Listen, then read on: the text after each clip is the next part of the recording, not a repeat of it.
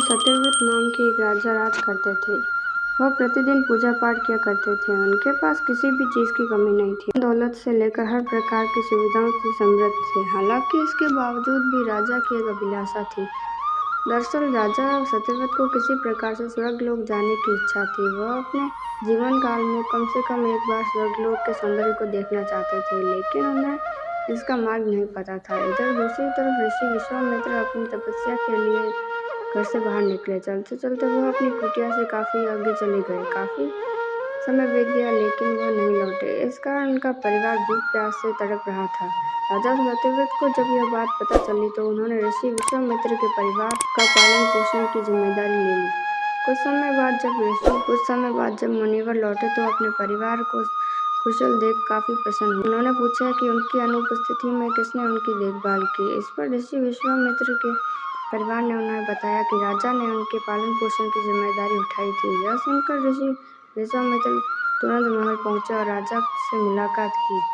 वहां पहुंचकर उन्होंने सबसे पहले राजा को धन्यवाद कहा। इस पर राजा ने ऋषि को अपनी इच्छा पूर्ण होने का आशीर्वाद मांगा। राजा की बात सुनकर ऋषि विश्वामित्र ने कहा, बोलिए महाराज, आपको क्या वरदान चाहिए। जब महाराज ने कहा, हे मुनि, मुझे एक बार स्वर्गलोक के दर्शन करने हैं, कृपया करके मुझे वहां जाने का वरदान दे।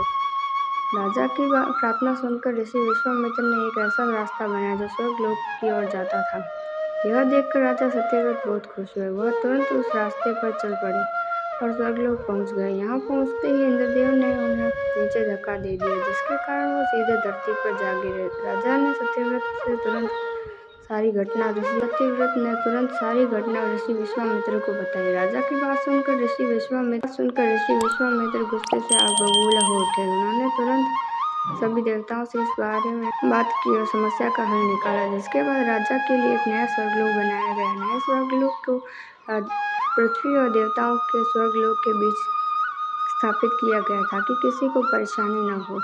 नए स्वर्गलोक से राजा सत्यव्रत तो बहुत खुश हुए, लेकिन विश्वामित्र को एक चिंता सता रही थी। उन्हें डर था कि नया स्वर्गलोक कहीं जोरदार हवा के कारण गिर न पड़े। अगर ऐसा होगा तो राजा सत्यव्रत दोबारा धरती पर जा गिरेंगे। काफी सोच विचार के बाद ऋषि विश्वामित्र को एक नया उपाय सूझा। उन्होंने नए स्वर्गलोक के नीचे एक बहुत लंबा खंभा लगा दिया ताकि उसे सहारा मिल सके। ऐसी मान्यता है कि नए स्वर्गलोक के नीचे लगाया गया खंभा एक विशाल पेड़ के तने के रूप में बदल गया। यही नहीं, कुछ समय पश्चात जब राजा सत्यव्रत की मृत्यु हुई तो उनका सिर फल में तब्दील हो गया।